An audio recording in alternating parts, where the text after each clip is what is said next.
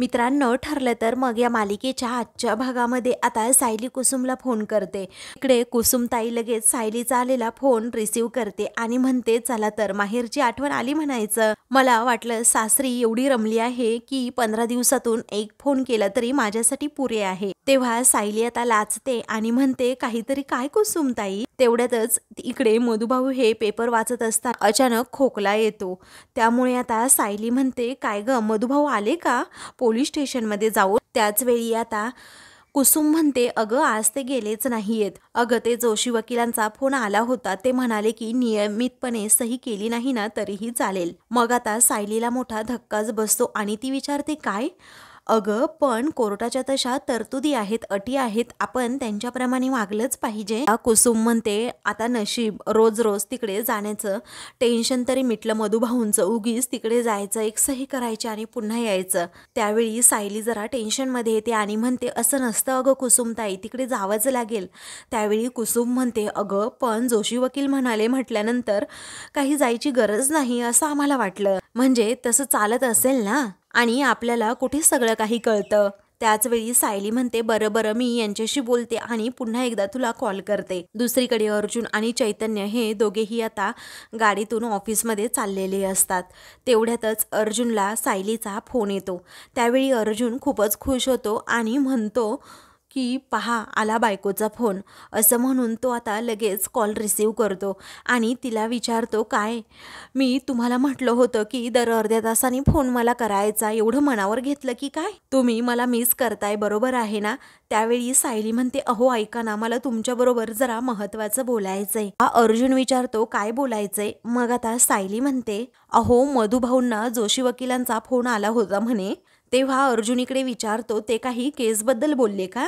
तेव्हा सायली पटकन सांगते, जोशी वकिलांनी मधुभाऊंना सांगितलंय की आता पोलीस स्टेशनमध्ये जाऊन त्यांना सही करण्याची गरज नाहीये आणि म्हणूनच आज मधुभाऊ गेलेच नाहीयेत। हे ऐकून अर्जुन चैतन्याला मोठा धक्काच बसतो। तेव्हा अर्जुन आता मोठ्यानेच ओरडतो, काय? अहो मिसेस सायली, एक सही जरी मिस झाली ना तरी खूप मोठा गोंधळ होऊ शकतो। मग आता सायली म्हणते, असं चालत नाही ना हो? तेव्हा अर्जुन म्हणतो, नाही अजिबात असं चालणार नाही। त्याच वेळी आता मधुभाऊंनी एक जरी सही मिस केली ना तरीही त्याचा अर्थ असा होतो की त्यांनी केस जम्प केलीये आणि त्यांना पुन्हा अटक सुद्धा होऊ शकते। त्यावेळी सायली म्हणते, पण हे जोशी वकिलांना माहीत असणार ना तरीही त्यांनी असं का केलं? त्याच वेळी अर्जुन चैतन्य एकमेकांकडे पाहतात आणि हा जोशी ना मधुभाऊंना मिसगाईड करतोय, पण त्याने असं का केलं असेल हेच आता अर्जुनला शोधून काढायचं असतं। त्यावेळी सायली आता खूपच टेन्शनमध्ये येते। मग अर्जुन म्हणतो, स्वतःच्याच क्लायंटला अटक होईल असे चुकीचे सल्ले का देतोय? नक्कीच काहीतरी गडबड आहे मिसेस सायली। तेव्हा सायली म्हणते, म्हणजे त्या जोशी वकिलांच्या मनात वेगळंच काहीतरी आहे का? त्यावेळी अर्जुन म्हणतो, हो असंच दिसते मला तर, कारण तो जोशी मधुभाऊंचं नुकसान करणार हे मला माहीतच होतं, पण आता तो डिरेक्टली त्यांना जेलमध्येच पाठवायला निघालाय। तेव्हा सायली आता घाबरते आणि म्हणते की पण आता काय करायचं काय? अरे बापरे। मग अर्जुन म्हणतो, एक काम करा, मधुभाऊंना कॉल करून सांगा की पोलीस स्टेशनला जाऊन सही करा म्हणजे कराच, कारण एकही दिवसाचा अटेंडन्स मिस होता कामा नये। तेव्हा सायली म्हणते, हो मी लगेच सांगते त्यांना, आता ठेवते फोन, असं म्हणून ती आता फोन ठेवते। त्याच वेळी सायली आता लगेच कुसुमला फोन करते। इकडे कुसुम स्वयंपाकाची तयारी करत असते। तेव्हा कॉल रिसीव करत हॅलो असं कुसुम म्हणते। मग सायली म्हणते, कुसुमताई हे बघ, अगं आत्ताच मी यांच्याशी बोलले, जोशी वकिलांनी दिलेली माहिती ही चुकीची आहे, एकही दिवस सही मिस करून चालणार नाहीये। आत्ताच्या आत्ता मधुभाऊंना जाऊन पोलीस स्टेशनमध्ये सही करायला सांग, नाहीतर उगीच त्यांना अटक होईल, असं सायली काळजीने सांगते। तेव्हा आता कुसुमला मोठा धक्काच बसतो। तेव्हा आता ती खूपच घाबरते आणि म्हणते, अरे बापरे, आता अर्जुन हे बोलतोय म्हटल्यानंतर बरोबरच असणार। तेव्हा कुसुम म्हणते, मधुभाऊ ऐकणार नाही ग, त्यांचा जोशीवर फारच विश्वास आहे। तेव्हा सायली आता डोक्यालाच हात लावते आणि म्हणते की आता मधुभाऊंना तूच जाऊन सांग की जोशी वकिलांचा फोन आला होता आणि त्यांनी सही करायला सांगितले, म्हणजेच त्यांचा विश्वास बसेल, त्यांना काही संशय सुद्धा येणार नाही। तेव्हा कुसुम टेन्शनमध्ये येते आणि म्हणते, मधुभाऊ केवढे हट्टी आहेत तुला माहित आहे ना? अगं ते अगोदर जोशीला फोन करतील आणि खात्री करून घेतील. मग करायचं तरी काय? त्याचवेळी सायली आता एक आयडिया करते आणि म्हणते, असं जर झालं ना आता कुसुमताई, तर मग तू लगेच जोशी वकिलांना कॉल कर आणि मधुभाऊंसमोरच विचार की तुम्ही पोलीस स्टेशनच्या बाबतीमध्ये जे काही सांगितलं ते बरोबर आहे का. मग ते तिकडून हो म्हणतील आणि मधुभाऊंना तू सांग काय सांगायचं ते. ठीक आहे असं कुसुम म्हणते आणि मग फोन ठेवते. त्यानंतर कुसुम लगेच आता मधुभाऊंकडे जाते आणि त्यांना म्हणते की अहो, तुम्हाला जोशी वकिलांचा फोन आला होता, तुम्ही सही करायला गेला नाहीत. परंतु काय झालं आहे ना, मला पुन्हा एकदा कॉल आला होता आणि त्यांनी सांगितलं मधुभाऊंना सांगा तिकडे जाऊन सही करायला. तेव्हा मधुभाऊंना धक्काच बसतो. तेव्हा ते विचारतात काय, एकदा सांगतात की जा म्हणून, एकदा सांगतात की नको जाऊ म्हणून, असं कसं त्यांचं चाललंय. त्याचवेळी आता कुसुम म्हणते अहो, त्यांनी खरंच मला आत्ता फोन केला होता. मधुभाऊ म्हणतात थांब मी फोन करतो त्यांना आणि खात्री करून घेतो अगोदर. तेव्हा कुसुम म्हणते कशाला, आता मला आला होता ना कॉल, मग माझ्या मोबाईलवरून करते मी. म्हणून ती लगेच आता जोशी वकिलांना कॉल करते. मधुभाऊ म्हणतात स्पीकरवर टाक बरं. तेव्हा कुसुम आता लगेच फोन स्पीकरवर टाकते आणि विचारते काय हो जोशी वकील, तुम्ही मधुभाऊंना जे करायला सांगितलं तेच करायचंय ना. त्याचवेळी आता जोशी म्हणतात हो, मी एकदा सांगितलं ना तेच करायचंय. तेव्हा ठीक आहे असं आता कुसुम म्हणते आणि एका क्षणातच फोन कट करते, जेणेकरून या दोघांचं पुढे काही संभाषण होऊ नये ना यासाठी. त्याचवेळी आता मधुभाऊ म्हणतात अगं मी विचारलं असतं ना, लगेच कशाला कट केला. तेव्हा आता कुसुम म्हणते आपल्याकडे वेळ आहे का तेवढा, आपल्याला जावं तर लागेल ना पोलीस स्टेशनला सही करायला. आता बघितलं ना, झालं ना समाधान तुमचं, चला आता पटकन, लवकर जायचंय पोलीस स्टेशनला, चला पटकन. तेव्हा मधुभाऊंना आता कसं बस कुसुमने तयार केलेलं असतं. मग आता ते म्हणतात चला जाऊयात, पण कागदपत्र घेतो अगोदर. तेव्हा कुसुम लगेच आता सायलीला मेसेज करून सांगते काम झालंय आणि आम्ही पोलीस स्टेशनला जायला सुद्धा निघालोय. तेव्हा आता तिने सायलीला मेसेज केल्यानंतर इकडे सायली तो मेसेज पाहते आणि लगेच देवाचे आभार मानते. मनातच ती आता विचार करत असते हे जोशी वकील असे का वागले असतील, त्यांच्या मनात माझ्या मधुभाऊंबद्दल नेमकं काय आहे ना कळतच नाही. दुसरीकडे ढोंगी प्रिया आता रडण्याचं नाटक करत अश्विनला विचारत असते अश्विन असं मी काय केलंय रे, माझं प्रेम दोनदा नाकारलं गेलं. अरे अर्जुनने किती मला मोठा धोका दिलाय, तू पाहिलंच असेल ना, मी असं काय केलंय असं म्हणून प्रिया रडण्याची खूपच नाटकं करत असते. त्यावेळी अश्विन तिच्या जवळ बसतो आणि म्हणतो तन्वी हे बघ, तू काहीही केलेलं नाहीयेस आणि जे काही घडलं ना त्यामध्ये अजिबात तुझी चूक सुद्धा नाहीये. अरे दोष फक्त दादाचा आणि त्याच्या बायकोचा आहे. तेव्हा प्रिया आता म्हणते ते त्यांचा सुखी संसार सुरू करतील रे, परंतु मरेपर्यंत मी आपली अशी रडतच राहील. मला झोप लागत नाही ना, खावंसं वाटतंय. अरे काही करायची इच्छा सुद्धा होत नाहीये. तेव्हा आता अश्विन म्हणतो की आय कॅन अंडरस्टँड. मग आता प्रिया अजूनच नाटकं करत म्हणते तुला माहिती आहे का, अरे मला बरं वाटावं ना म्हणून आई बाबा सुद्धा खूप प्रयत्न करतायत. अरे काल तर मला आवडतात म्हणून बाबांनी समोसे सुद्धा आणले होते. एवढासा सुद्धा असा घशाखाली उतरला नाही रे माझ्या. अरे मला तर असं कधी वाटतं ना की माझ्यावर कोणी प्रेम करेल एवढी माझी लायकी सुद्धा नाहीये, असं म्हणून ती आता अजूनच आरडाओरडा करते. तेव्हा अश्विन म्हणतो असं नाहीये ग तन्वी, अगं तू कोण्या एका माणसासाठी स्वतःचा विश्वास असा घालवून बसू नकोस, असं म्हणून तो तिचा हात हातात घेतो. त्यानंतर आता त्याला समजतं मी तिचा हात पकडला आहे. त्यावेळी आता तो पटकन तिच्याकडे पाहतो आणि हात बाजूला घेतो. त्यानंतर प्रियाला खूपच आनंद होतो कारण ती अश्विनला आता फ्लर्ट करू लागते. त्यानंतर आता अश्विन म्हणतो हे बघ मला माहिती आहे तन्वी, या सिच्युएशनमधून बाहेर पडण्यासाठी तुला खूप वेळ लागेल, पण तुला कधी वाटलं ना तन्वी की काही शेअर करायचंय, काही बोलायचंय, तर मी आहे तुझ्यासाठी. तेव्हा आता प्रिया म्हणते की मला ना काही बोलावंसंच वाटत नाही रे, मला ना या सगळ्या यातनाच नको आहेत. आता असं वाटतं ना कधी कधी उंच इमारतीवर जावं आणि उडी मारावी, नाहीतर या झोपेच्या गोळ्या घेऊन सगळं संपवून टाकावं. तेव्हा आता अश्विनला असंही बोलल्यानंतर खूप मोठा धक्का बसतो. तर इकडे सायली कोणता तरी नवीन पदार्थ बनवत असते. तेव्हा त्याचा सुगंध अगदी सगळीकडे दरवळत असतो. त्याच वेळी आता विमल म्हणते की सायली ताई, अहो अहो तुम्ही एखादा जर पदार्थ बनवला ना तर त्याचा सुगंध अगदी सगळीकडे दरवळतो, मला खूप आवडतो तो. त्याच वेळी आता सायली म्हणते हो ना, पण मी आज नेहमीचाच पदार्थ बनवते पण थोड्या वेगळ्या पद्धतीने.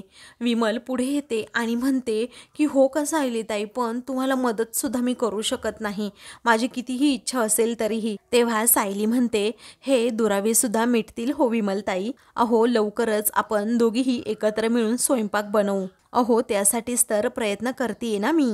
अहो म्हणजे घरामध्ये गोडधोड बनलं ना, वातावरण सुद्धा तसंच राहतं ना घरातलं. आणि आज तर मी असा पदार्थ बनवते ना ज्याने पूर्ण आजी अगदी खुशच होऊन जातील. तेव्हा विमल आता घरात कुणी येत तर नाही ना याकडे अगदी लक्ष ठेवून असते, कारण जर सायली बरोबर बोललं तर उगीच प्रॉब्लेम नको असं तिला आता मनातून वाटत असतं. दुसरीकडे अर्जुन आणि चैतन्य हे जोशीविषयीच बोलत असतात, कारण त्यांना जोशीवर अजिबात विश्वास नसतो. तेव्हा अर्जुन खूप भडकलेला असतो. चैतन्य म्हणतो मला खरंच नाही आहे विश्वास या जोशीवर, पण स्वतःच्याच क्लायंटला बेल जम्प केली तरी चालेल असं कोणता वकील सांगतो रे अर्जुन, असं चैतन्य म्हणतो. त्याचवेळी आता अर्जुन म्हणतो ते सुद्धा खोटं बोलून की मधुभाऊ पोलीस स्टेशनमध्ये सही करायला नाही गेले तरी काही प्रॉब्लेम नाही. त्या जोशीला आता मी थेट विचारणार आहे की तो असं का वागला. चल आता त्याच्या ऑफिसमध्ये, असं म्हणून अर्जुन चैतन्य तिकडे जायला निघतात. तर आता इकडून नेमके आता पवार आणि जोशी वकील हे दोघेही एकमेकांबरोबर गप्पा मारत हसत खेळत येत असतात. इकडे जोशी वकील पवारला म्हणतो की कसं आहे ना, मधुकर पाटलाला गुंडाळणं खूप सोपं होतं हो. मी म्हटलं त्या म्हाताऱ्याला की जाऊ नको पोलीस स्टेशनमध्ये सही करायला तर नाही गेला लगेच. पवार वकील आता मोठ्याने हसतो आणि म्हणतो म्हातारं बरंच हुशार आहे म्हणायचं, आता त्याने बेलचा रूल तोडला म्हणून मी त्याला पुन्हा एकदा जेलमध्ये टाकणारच, असं आता पवार वकील म्हणतो. त्याचवेळी जोशी म्हणतो की मी जज साहेबांसमोर खोटी ऑब्जेक्शन घेत राहतो, असं म्हणून दोघेही एकमेकांच्या हातावर टाळ्या देतात आणि तेथे महिपतकडे जायला निघतात. आता जोशी वकिलाकडे नेमकं कोणीतरी आल्यामुळे बोलायला तो अगोदर गाडीत बसत नाही, पवार वकील गाडीत बसलेला असतो. त्यांचं बोलणं झाल्यानंतर आता लगेच जोशी वकील हा गाडीत बसायला जातो. तेव्हाच अर्जुन आणि चैतन्याला समजतं की जोशी वकील पवार वकिलाबरोबर काहीतरी बोलतोय, त्या दोघांचं संगनमत आहे. म्हणून अर्जुन पटकन चैतन्याला बाजूला घेतो. झाडाच्या पाठीमागे ते दोघेही लपतात. मग आता पवार आणि जोशी आतमध्ये काहीतरी बोलत असतात तर अर्जुन त्यांच्याकडे पाहतच राहतो आणि त्या दोघांनाही जबर धक्का बसतो. तेव्हा आता अर्जुन म्हणतो ॲडव्होकेट पवार आणि ॲडव्होकेट जोशी, असं म्हणून तो चैतन्याकडे पाहतो. तर दुसरीकडे सायलीने मस्त अशा ड्रायफ्रुट्सच्या वड्या केलेल्या असतात आणि डायनिंग टेबलवर ठेवलेल्या असतात. त्याचवेळी पूर्णाजी तेथे येतात. त्या वड्या पाहून पूर्णाजीच्या तोंडाला आता पाणी सुटतं. इकडे तिकडे त्या खूप वेळ पाहतात, कुणी नाही ना याची खात्री अगोदर करून घेतात आणि पटकन ती वडी तोंडात टाकतात आणि खाऊ लागतात. तेव्हा आता त्यांना अजून एक वडी खायची असते. मग आता तरीही त्या पुढे जाऊ लागतात. त्याचवेळी सायली आता तेथून मागून येते आणि म्हणते खाल्लीत तरी चालेल, कारण त्यामध्ये अजिबात साखर नाहीये, स्पेशल तुमच्यासाठी आहेत त्या. मग आता नाही खाणार, कारण मला वावडं हे गोड खाण्याचं नाही तर बर्फी बनवणाऱ्या माणसाचं आहे, असं म्हणून त्या सायलीला अगदी झिडकारतात. त्यावेळी आता सायली ही हसतच असते. मग आता चुकून खाल्ली असं आता पूर्णाजी म्हणतात. त्यावेळी सायली म्हणते ही बर्फी मी खजूर घालून केली आहे. तरीही पूर्णाजी आता तेथून जातात तर सायलीला थोडं वाईट वाटतं. मग त्याच वेळी आता विमल तेथे येते आणि म्हणते की पूर्णाजींचं बोलणं एवढं मनाला लावून घेऊ नका. तेव्हा सायली हसतच म्हणते आपल्या आजीचं बोलणं कुणी एवढं मनाला लावून घेतं का, नाही ना. आणि तुम्ही पाहिलत ना त्यांनी बर्फीचे 2 तुकडे खाल्ले सुद्धा, आणि तो दिवस सुद्धा लवकरच येईल जेव्हा त्या माझ्या हातचं अगदी आनंदाने प्रेमाने खाऊ लागतील. तेव्हा विमल म्हणते देवी आई करो आणि तो दिवस लवकर येऊ. मग विमल म्हणते सायलीताई एक सांगू का, देवी आईची कृपा झाली ना म्हणूनच त्या तन्वीताई आपल्या घरात आल्या नाहीत, कारण ही जागा फक्त आणि फक्त तुमची आहे. कारण तुम्ही जसं या घरातील प्रत्येक माणसावर प्रेम करता ना, तसं दुसरी कोणतीही मुलगी या घरातील माणसांवर नाही प्रेम करू शकत. आणि अजून एक सांगू का, तन्वीताईंच्या मनात ना कुणाबद्दलच असं प्रेम नव्हतं हो. तेव्हा आता सायली म्हणते विमलताई देव जे करतो ना ते चांगल्यासाठीच करतो. त्यानंतर आता सायलीताई इकडे या, तुम्हाला एक सांगायचंय, असं म्हणून विमल आता लगेच तिला किचनमध्ये घेऊन जाते आणि म्हणते की कसं आहे ना, तुम्ही सकाळपासून खूप धावपळ करताय, त्यासाठी हा चहा घ्या बरं. तेव्हा सायली आता प्रेमानेच तो चहा घेऊन पिणार असते. तेवढ्यातच कल्पना तेथे येते आणि म्हणते विमल मला काही दिसत नाही असं समजू नकोस, अगं लग्नाच्या दिवसापासून मी बघतीये तुला नको त्या माणसांचा जरा जास्तच पुळका येतोय. अगं तू या घरातली आहेस ना, म्हणूनच आम्ही तुला काही बोललेलो नाही आहे. पण आता या घरामध्ये काही नवीन नियम आहेत आणि ते नियम हे पाळले गेलेच पाहिजे असं म्हणून आता कल्पना विमलवरच रागवते. आता लक्षात राहील ना असं म्हणून ती खूपच चिडते. सायली चहा न पिता लगेच तेथून जाते तर विमलला खूपच वाईट वाटतं. दुसरीकडे अश्विन आता प्रियाला विचारतो, तन्वी काही बिही बोलू नकोस समजलं, जीव देण्याचं आलं कुठून ग तुझ्या मनात. तेव्हा भामटी प्रिया रडण्याचं नाटक करत म्हणते, काय करू मग अश्विन मी, मला हे सगळं सहन नाही होत अरे. त्यानंतर आता अश्विन म्हणतो, हे बघ तन्वी, तू ज्या मनस्थितीतून आता जातीये ना त्या मनस्थितीतून मी सुद्धा गेलो आहे. त्यानंतर आता अश्विन असं म्हणून ती लगेच त्याच्या हातावर हात ठेवते. मग अश्विन हा तिच्याकडे पाहतच राहतो. प्रिया नाटकं काही थांबवत नाही. पुढे अश्विन म्हणतो, त्याला असं वाटतं की एकदाच सगळं काही हे संपून टाकावं. पण तसं नसतं ग तन्वी, कारण आपल्या आजूबाजूला आपल्यावर प्रेम करणारी माणसं असतात आणि त्यांचाच विचार आपण करायचा असतो. अगं त्यांना हर्ट करून आपल्याला नाही चालत ग. मग आता प्रिया विचारते, माझ्यावर प्रेम करणारं असं कुठे कुणी आहे.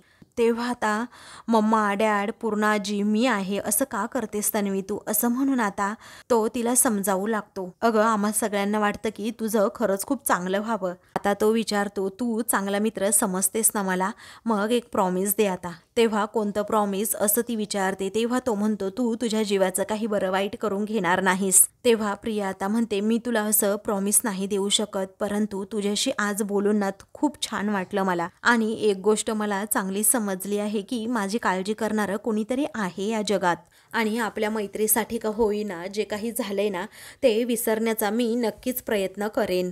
तेव्हा तो आता तिला गुड असं म्हणतो. तर आता दुसरीकडे अर्जुन चैतन्याला विचारतो, या जोशीच्या गाडीमध्ये पवार नक्की काय करतोय. इकडे आता जोशी हा पवारच्या हातावर टाळी देत म्हणतो, सगळं आपल्या मनासारखं होणार, शेवटी विजय हा आपलाच आहे. तेव्हा पवार वकील म्हणतो, तो स्वतःला खूप शहाणा आणि हुशार समजतो ना, मग आता आम्हाला शोधून काढच म्हणावा तू, असं म्हणून आता जोशी पवार हे अर्जुन विषयी बोलत असतात.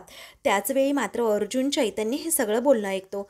चैतन्य म्हणतो, नक्की कशाविषयी बोलतायत रे हे, आणि कोणत्या वकिलाविषयी बोलताय, कोणत्या माणसाविषयी बोलताय कळत नाही. अर्जुन म्हणतो, तेच शोधून काढायचंय आपल्याला. त्यानंतर आता चैतन्य विचारतो, काय रे अर्जुन, आपल्या केसबद्दल तर हे बोलत नसतील ना. अर्जुन म्हणतो, तेच आपल्याला शोधून काढायचंय. मग इकडे आता पवार वकिलाला लगेच महिपतचा कॉल येतो आणि साहेब हो जोशी आणि मी एकत्रच आहे आत्ता, येऊ का असं तो विचारतो. तेव्हा आता तिकडून महिपत हो असं म्हणतो. त्यामुळे आता कोणत्या साहेबाबद्दल हे दोघे बोलत असतील, कोणत्या साहेबाला नक्की हे भेटायला जाणार आहेत, हा प्रश्न अर्जुन चैतन्याला पडतो. मग आता ड्रायव्हरला गाडी काढायला सांगत जोशी वकील आणि पवार दोघेही जायला निघतात. अर्जुन चैतन्य आपला चेहरा लपवतो. त्याचवेळी आता अर्जुन चैतन्याला म्हणतो, साहेब कोण. या दोघांना एकत्र बोलवलं आणि हे लगेच निघाले. चल आता यांचा पाठलाग करावा लागेल असं म्हणून अर्जुन चैतन्य लगेच जोशीच्या गाडीचा पाठलाग करू लागतात. तर आता दुसरीकडे रविराजला कॉफी देत आता प्रतिमा स्वतःसाठी सुद्धा घेते. मग आता प्रिया तितक्यातच तेथे येते. त्याचवेळी आता प्रियाला पाहताच रविराज विचारतो, बाळा तू एवढे लवकर येणार होती हे माहीत नव्हतं. मग आता प्रतिमा म्हणते, हो ना मलाही माहीत नव्हतं, नाहीतर मी तिच्यासाठी ही कॉफी बनवली असती. तेव्हा प्रिया खूपच रागात प्रतिमाकडे पाहते. त्यानंतर प्रतिमा विचारते, काय झालं बाळा. अगं धर ही कॉफी घे तुझ्यासाठी, मी मला दुसरी बनवते. तेव्हा आता लग्न मोडलं त्याच दिवशी तू माझ्यासाठी थोडं विष सुद्धा द्यायचं ना, असं रागातच प्रिया म्हणते. अगं कशाला आता ही प्रेमाने कॉफी देण्याची नाटकं सुद्धा करतेय तू. तेव्हा आता प्रिया ही रागातच तो कॉफीचा मग प्रतिमाच्या हातातून घेत लगेच खाली फेकते आणि फोडून टाकते. तेव्हा रागातच रविराज म्हणतो, तन्वी हे तुझं काय चाललंय आणि तू तुझ्या आईशी बोलतेय हे तू विसरायचं नाही. अगोदर तू तुझ्या आईला सॉरी म्हण. ती प्रिया आता ऐकत नाही आणि तिला सॉरी म्हणत नाही. आपली पर्स घेते आणि लगेच रूममध्ये जाते. तेव्हा रागातच आता रविराज म्हणतो, मला तन्वी अजून चिडायला लावू नकोस समजलं. तेव्हा प्रतिमा म्हणते, तुम्ही शांत राहा, जाऊ दे आता, शांत राहा एकदम. तर आता दुसरीकडे अर्जुन हा च्या गाडीचा पाठलाग करत असतो, तर जोशीची गाडी सुद्धा आता खूप फास्ट चाललेली असते. त्यानंतर आता गाडीचा पाठलाग करत असताना एका ठिकाणी नेमकी जोशीची गाडी आता थांबते. तेव्हा चैतन्य पटकन अर्जुनला जरा लांबूनच गाडी थांबवायला सांगतो. त्याच वेळी आता अर्जुन चैतन्य गाडी थांबवल्यानंतर समोर पाहतात की कोणत्या साहेबाला या दोघांना नक्की भेटायचं होतं. तर आता महिपत लगेच गाडीतून बाहेर येतो. तेव्हा आता या दोघांनाही प्रचंड धक्का बसतो. ते दोघेही एकमेकांकडे पाहतात, कारण त्यांना समजलेलं असतं की हा दुसरा तिसरा कोणी नाही तर हा महिपत आहे आणि या दोघांना मिळालेला आहे. त्याचबरोबर जोशी महिपत आणि पवारसाठी काम करतोय, मधुभाऊंना फसवतोय. ही सगळी गोष्ट समजल्यानंतर अर्जुन चैतन्याच्या पायाखालची जमीनच सरकते. त्यानंतर आता ते सर्वजण आता घरी येतात. तेव्हा महिपत आता लगेच जोशीला विचारतो, काय रे, तू काम केलं की नाही, बॉम्ब टाकला की नाही, की नेहमीच्याच तुझ्या या बाता असतात. तेव्हा जोशी आता म्हणतो, नाही, मी पाटीलला सांगितलंय आज हजेरी द्यायची नाही म्हणून. तेव्हा महिपत म्हणतो, हो, पण आतापर्यंत तुला पोलीस स्टेशनमधून फोन यायला हवा होता ना, तो थेरडा आला नाही, थेरड्याने सही केली नाही म्हणून त्या थेरड्याला आत टाकला. तुला आलाय का फोन? नाही ना. मग आता जोशी वकील म्हणतो, तेही खरंच आहे म्हणायचं, पण येईल फोन, तोपर्यंत आपण वाट पाहूया. तेव्हा महिपत रागातच म्हणतो, ए जोशा, वाट तू पाहायची, कारण महिपत शिकरे हा कधीही वाट पाहत नसतो, कारण तुझ्यासारखी हाताची घडी घालून वाट बघायला मला अजिबात सवड नाही. तू आताच्या आता फोन लाव त्याला. तर आता लगेच पोलिसांना कॉल करत जोशी वकील विचारतो की मी ॲडव्होकेट जोशी वकील बोलतोय, मधुकर पाटलांचा वकील. आज पाटील रोजची सही करायला आले होते का? त्याच वेळी आता पोलीस म्हणतात, हो आले होते, रोजच्यापेक्षा जरा उशिरा आले होते, पण त्यांनी सही केली. जोशीला आता मोठा धक्काच बसतो आणि म्हणतो, काही नाही. मग तो आता लगेच फोन सुद्धा ठेवतो. तेव्हा महिपत रागातच विचारतो, काय रे जोशा, खाल्ली का माती आता? तेव्हा जोशी आता खूपच घाबरतो. मग आता महिपत म्हणतो की किती मातीत गाडीन बघ तुला, आता बोल पटकन. तेव्हा माहीत नाही, पण परंतु पाटीलने आज सही केल्याचं जोशी म्हणतो. त्याच वेळी आता पवार वकील विचारतो, काय म्हणजे तुमच्या अशिलाने तुमचंच ऐकलं नाही? आता तर यांची कमालच झाली. तेव्हा महिपत आता लगेच मोठा चाकू काढतो आणि जोशी वकिलासमोर पकडतो, जेणेकरून जोशी घाबरेल. मग आता महिपत म्हणतो, हे बघ जोशा, मी तुझे हात तोडू का पाय तोडू रे? आता सांग बरं पटकन मला. मग जोशी वकील खूपच घाबरतो आणि मी लगेच पाटीलला फोन करून लगेच विचारतो, असं का केलं म्हणून. अहो पवार वकील, सांगा ना त्यांना, नका असं करू म्हणून, माझे हातपाय तोडू नका, असं सांगून आता जोशी वकील खरंच खूप घाबरलेला असतो आणि लगेच मधुकर पाटलांना फोन करायला फोन हातात घेतो. त्यानंतर आता नेमका कुसुमच कॉल रिसीव करते. तेव्हा मधुकर पाटील कुठे आहेत आता जोशी विचारतो.